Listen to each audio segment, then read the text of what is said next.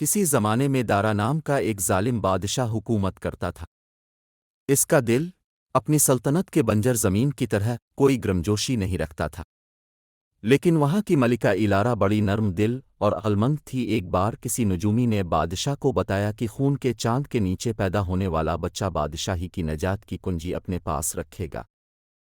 ایک حریف سے ڈرتے ہوئے اس رات سے دارا ہر نوزائیدہ کو مارنے کا حکم دینے لگا، لیکن ملکہ ایلارا اپنی نرم دلی کی وجہ سے یہ سب برداشت نہیں کر پا رہی تھی۔ اس نے ایک بچے کو اسمگل کیا جو چاند کے سرخ ہونے پر پیدا ہوا، اور اسے ایک قابل اعتماد لکڑی کاٹنے والے خاندان کو سونپ دیا اس کی پرورش کے لیے۔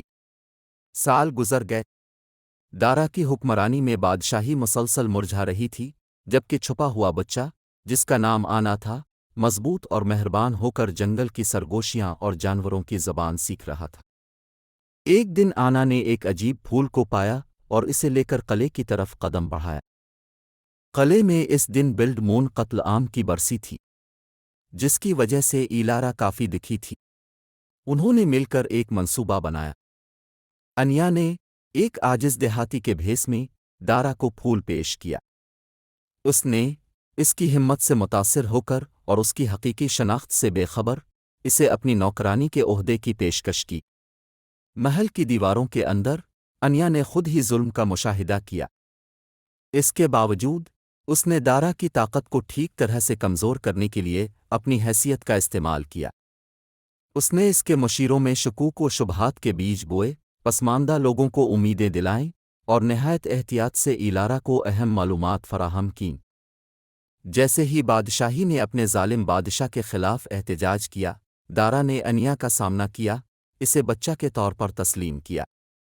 تاہم اس کا غصہ اس کی غیر متزلزل مہربانی اور حالوں میں گونجنے والی بغاوت کی سرگوشیوں سے ٹھنڈا ہو گیا تھا۔